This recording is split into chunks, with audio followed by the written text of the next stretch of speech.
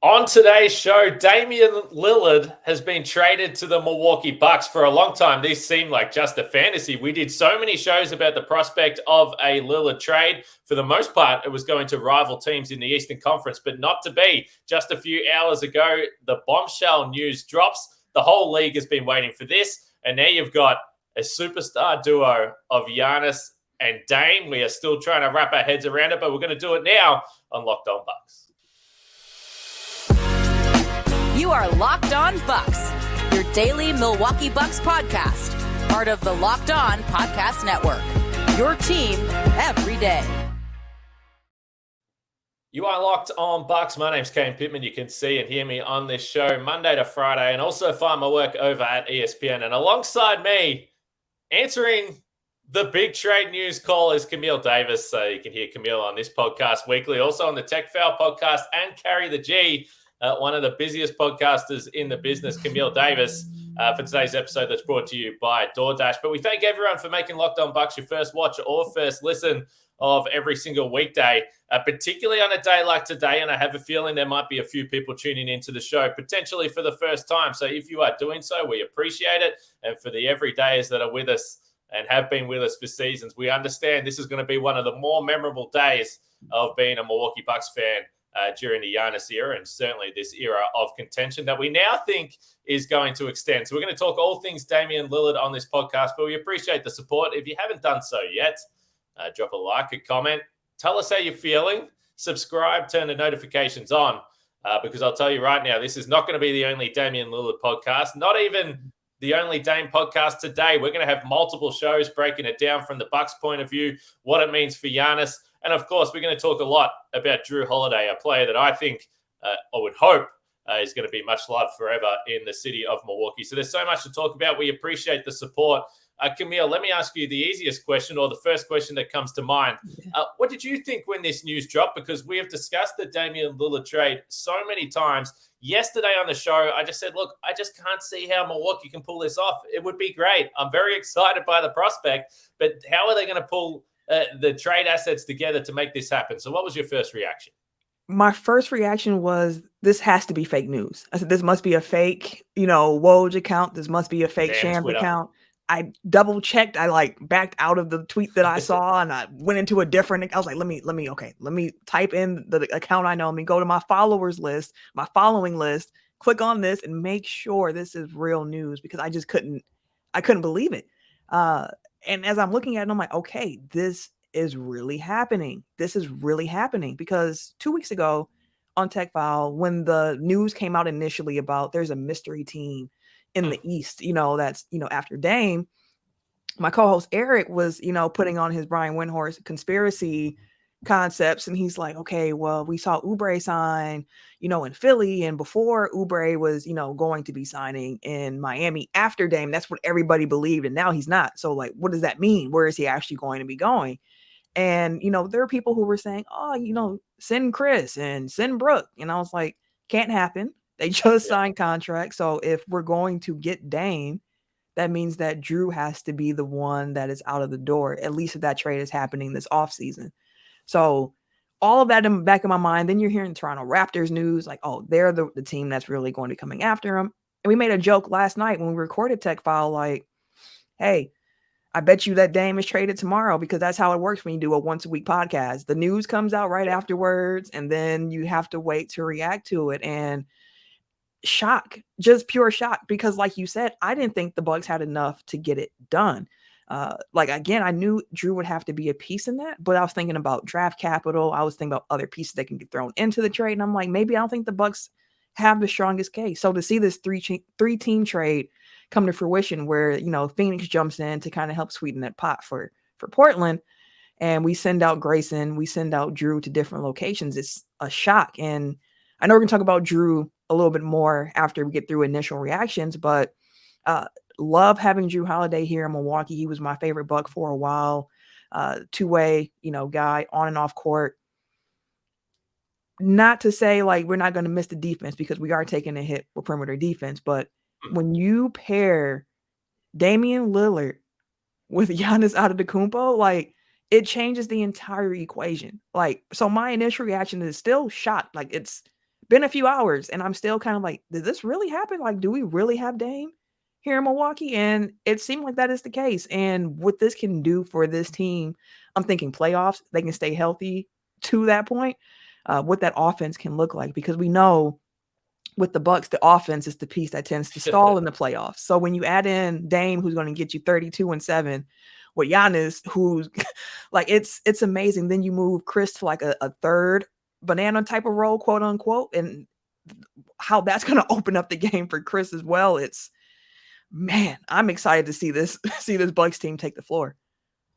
It is a completely different look, and this is a Bucks team that we know has been very stable over the last few years with Mike Budenholzer and the majority of the pieces there since the Bucks won the title. So now just everything is different. New head coach Damian Lillard comes into the mix.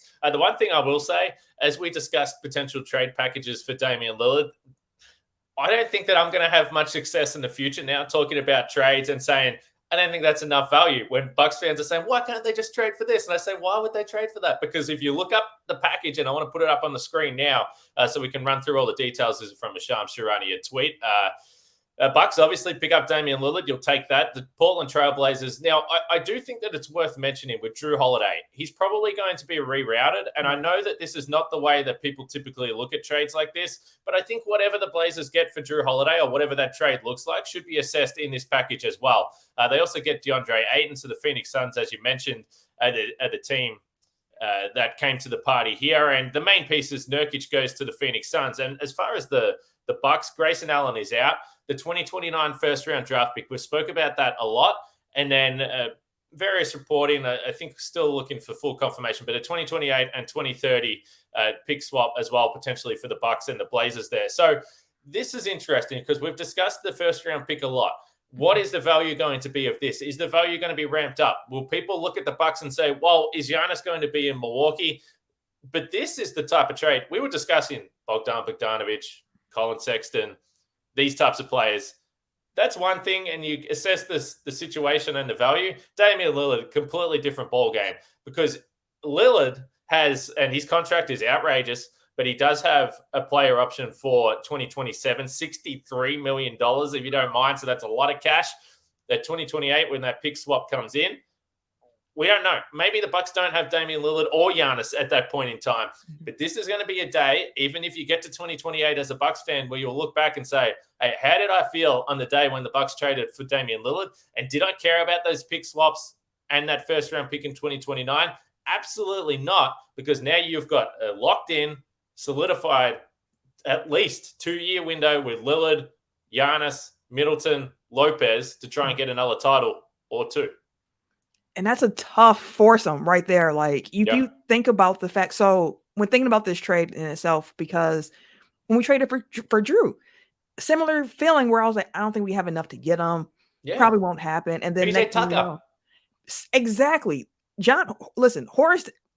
Thank you. I didn't want to do it, so you can do it. My goodness. Like, the way that he has been able to continuously flip things. Like, I saw it on Twitter. I have to try to find it so you can, at least, if not show it in this episode, when Frank comes on and you guys can talk more cap ramifications, because from that piece, my understanding is the Bucks save a little money this season with this trade. But, of course, down the line, we know how that goes. But being able to get this, they're like, think where we started with, like, Greg Monroe, and being able to flip all of these different assets to now roll up into the fact that we have Damian Lillard on this Bucks team is just crazy to think about. It really changes the math of how this team has to be guarded, how this team looks. And you throw in the other component of having a new head coach whose scheme, we're still not exactly sure what that's going to look like. And again, we know we're taking a hit with perimeter defense, but it's going to be a time in camp to see if some of these young Bucks might be able to step up. Let's see if Marjan can take that starting spot, that starting 2 spot. Let's see if Andre is going to be able to get some real minutes this season, because these are two dudes who are, hailed for having good defensive capabilities. So if that is the case, I'm not saying they're going to be Jrue Holiday. Be very clear.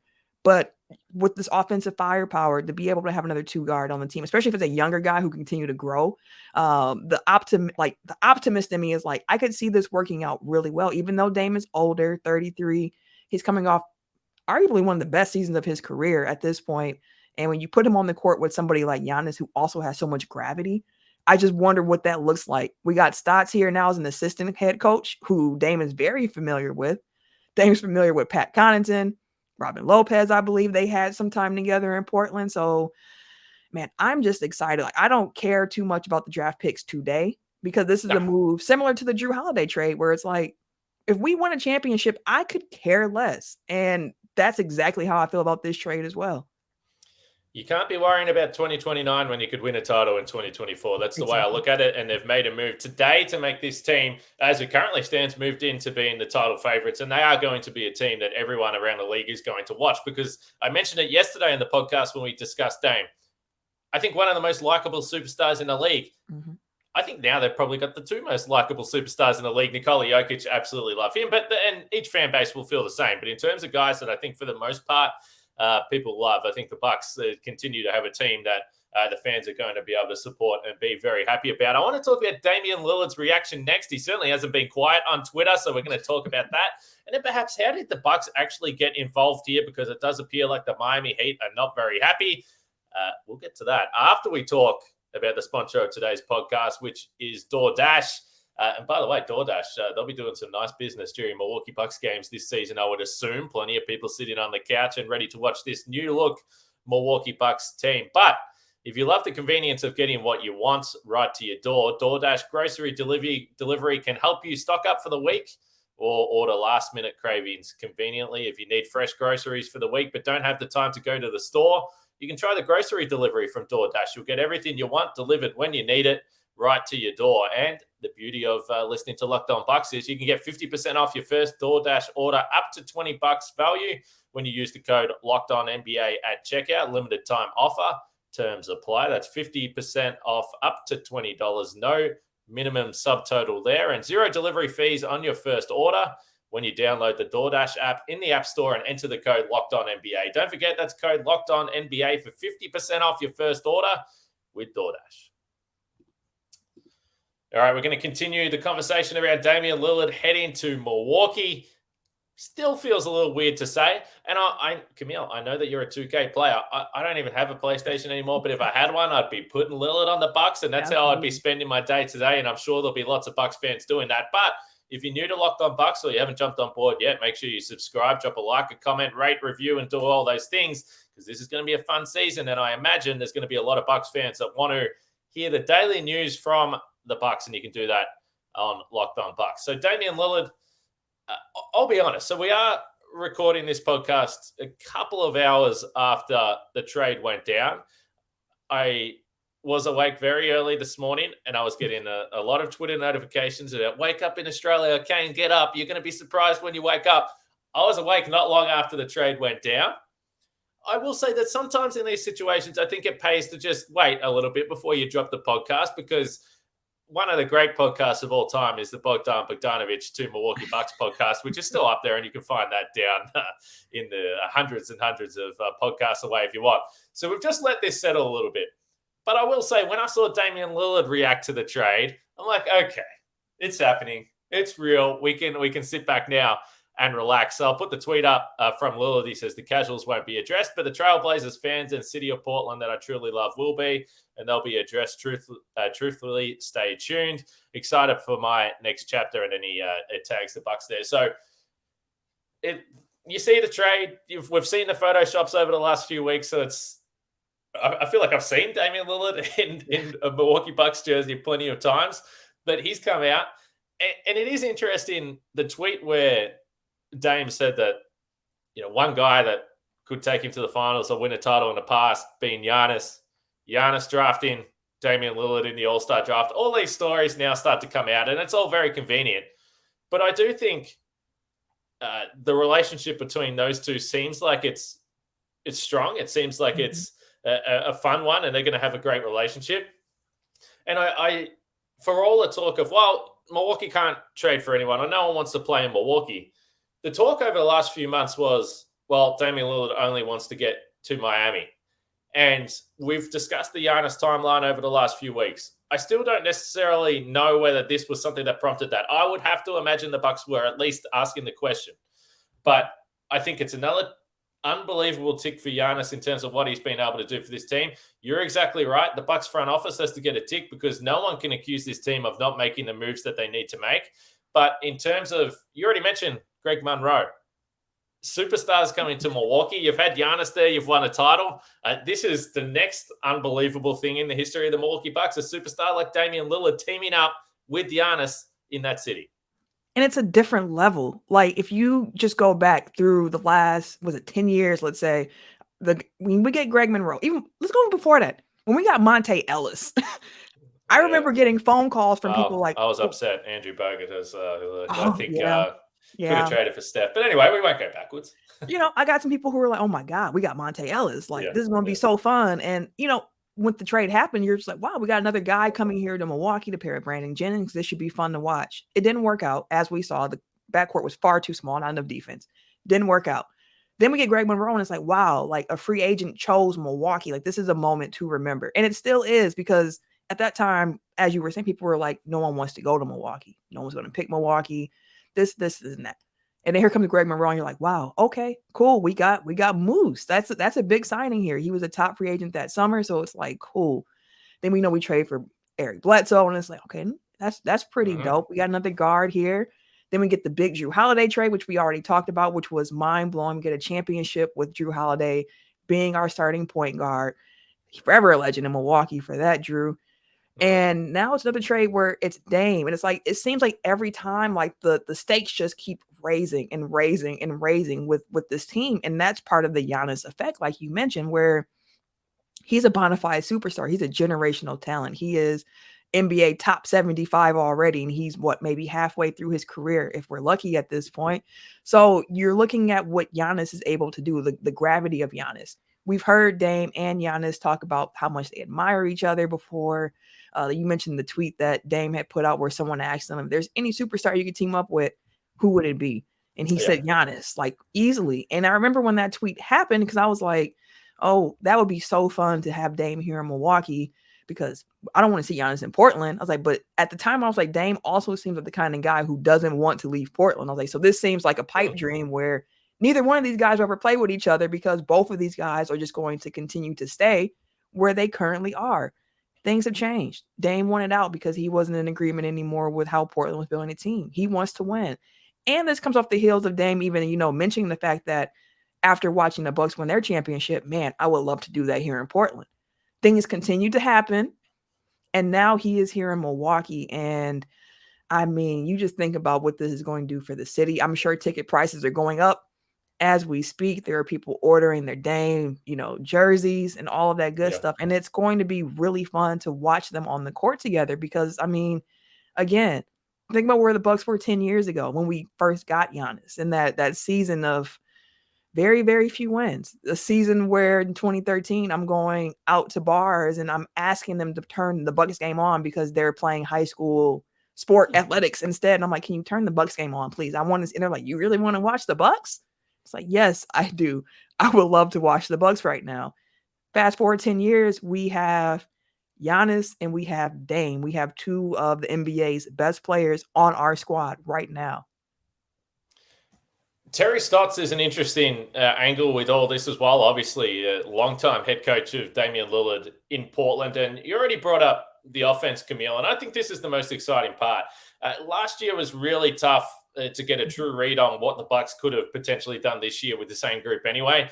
Adrian Griffin is another wrinkle in this as well. But certainly if you look at the postseason and the three-point shooting, this has been the big problem for this Bucks team. So pending health, and I think that it's fair to say that there are going to be some questions. Chris Middleton remains a question mark in his health and how many games he can play. We know Giannis was very banged up towards the back end of last season. Both of those guys have had surgery in the offseason, and hopefully the extended break leaves them in a good place. Damian Lillard hasn't exactly been the healthiest player over the last few years as well. Only 58 games last year, 29 the year before. And it certainly snuck up on me. I mean, he's 33 years old. When he does have that player option for $63 million, he's going to be 36. So this is a player that is advanced in age. But if you look at what he was able to do last year from a numbers perspective, still 32 points per game. So the Bucks have two 30-point scorers on their roster. And then Chris Middleton, as you referenced, he was getting up over 11 threes per game. We know the range is absolutely unlimited. So I do think that the health stuff will be a question for this Bucks team.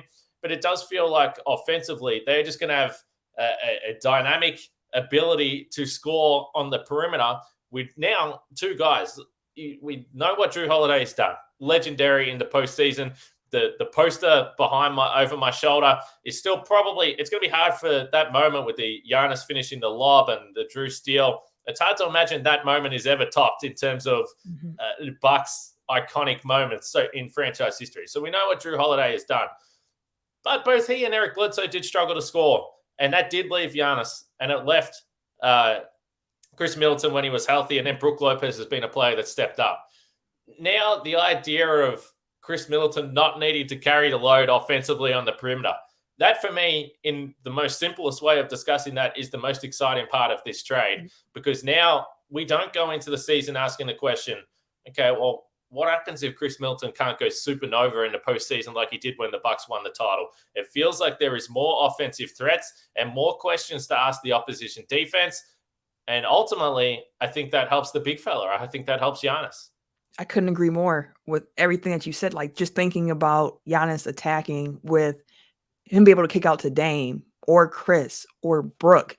Like, just, I'm really curious to see how this offense looks because, I mean, one of the critiques against the Bucks offensive system over the last few years with Bud was that it was a little unseasoned.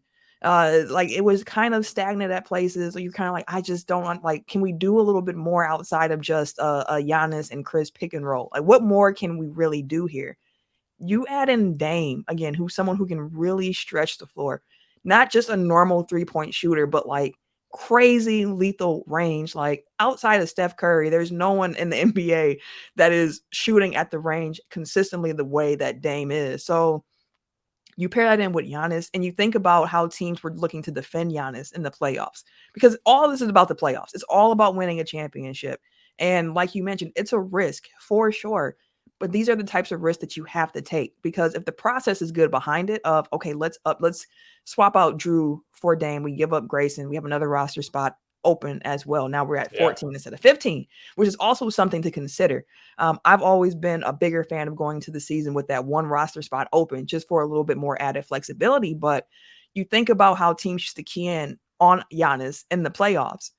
Key in on him now and see what happens if you leave Dame out there by himself, who's able to create. He also was able to facilitate a little bit as well. Like, we know Dame's a scorer. We know it. But I believe he averaged like 7 assists last season as well, with a Portland team that didn't have, as many weapons as we know Dame wanted. You throw in Chris, who can get his own shot. You have another guy with Dame who can get his own shot multiple different ways, which is something that we know this team lacked. We saw it when Chris was out, where there was no one else who could really create their own shot. And we know how important that gets in crunch time in the playoffs. So having Dame here, someone who can definitely create his own shots and use his gravity to also create for others, I mean, it's a different math equation for defenses. I am curious, I'm glad that you mentioned up the roster spot, because this is something we've discussed a lot. And again, we were talking about many 2-for-1 trades, and a lot of them included Grayson Allen and potentially Pat Connaughton or Bobby Portis, just again because of their salary stuff, not necessarily because they're not going to be valuable players. And I think now, if you look at the rotation again with Pat and Bobby, guys we've discussed a lot, I think that they have a very important place. But now being able to free up that roster spot, I do wonder, the Bucks make such a big trade. And look, based on what history tells us, I would still be surprised if the Bucks don't make another trade throughout the entire season, particularly around that trade deadline time, because they have been a team that has been looking to make moves.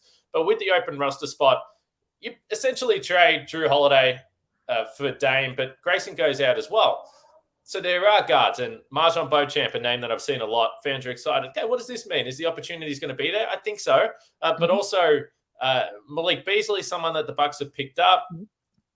I wonder, though, the guy that we did discuss, campaign, I think we're going to see more of him, because I still think the trade, I think, makes the Bucks, well, offensively, unquestionably better. And I think that you do it every day of the week. But you still look at the backup point guard position. So I think it's a nice little bonus with this trade for right now to have the open roster spot. And if I'm campaign, I'm sitting at home and saying, hey, John Horst, give me a call. I'm ready to come and play 15 minutes a night right now.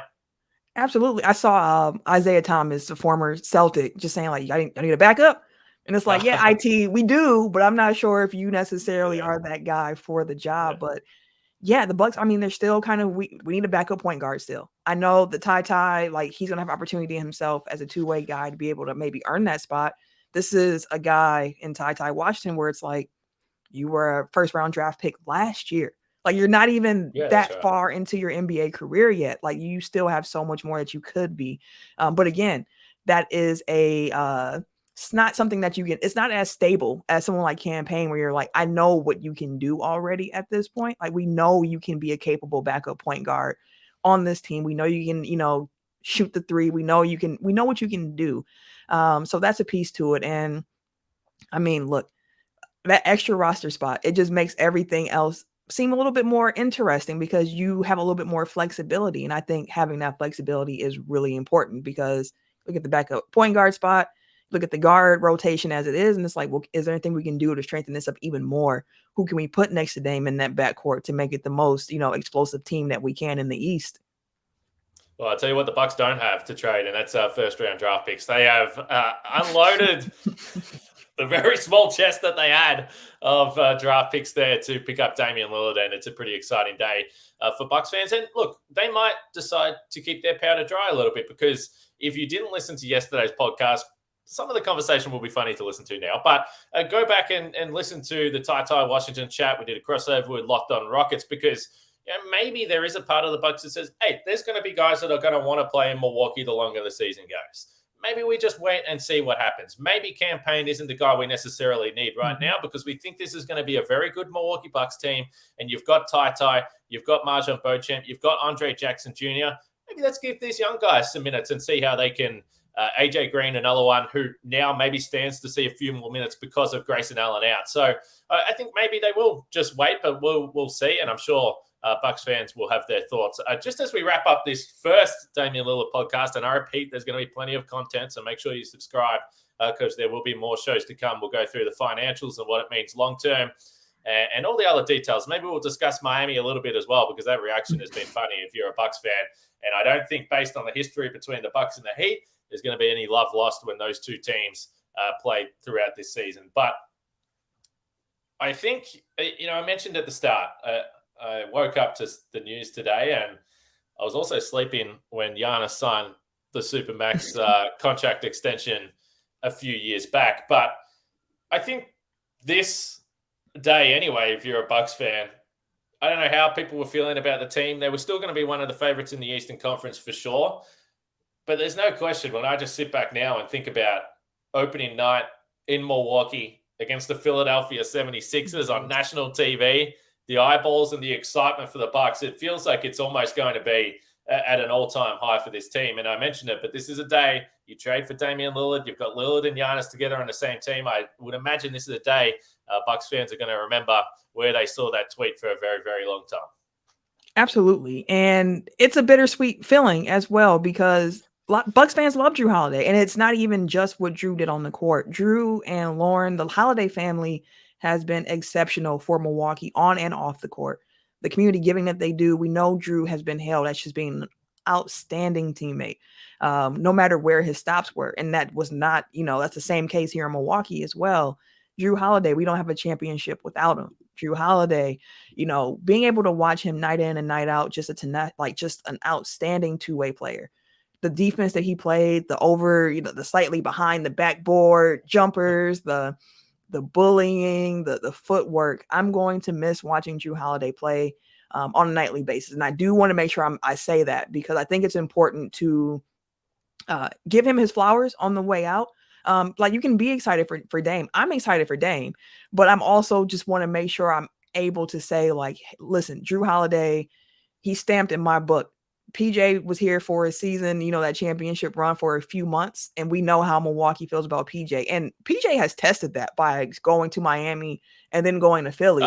Because as a Bucks fan, we don't mess with those two teams like that. But it's still love for PJ. So I feel the same about Jrue. I hope wherever he lands, selfishly, not in the East. I hope it's not in the East.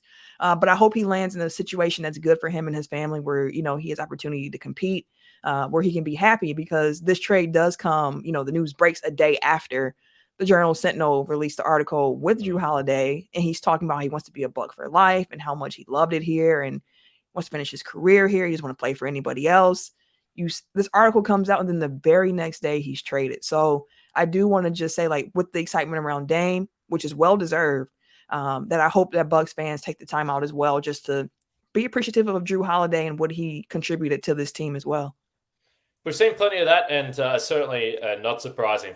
You said it perfectly, Camille, everything that you've just walked through there. And we should say, we plan to podcast at this exact same time tonight to talk specifically about Jrue Holiday for the entire show, and how cool it was that he had those quotes and he wants to play again and he wants to commit to Milwaukee, because I think, as we've referenced through the show, it hasn't exactly been a common thing over the decades and the history of the Milwaukee Bucks franchise that you've got guys that feel that way about playing for Milwaukee and feel that way about living in a city. So when you have someone as high character as Jrue Holiday want to be there, it's you don't want to take that for granted. So I agree. Hopefully he's not traded to a rival Eastern Conference team, but let's be honest, there's going to be some contenders in the East that would want the services of Jrue Holiday.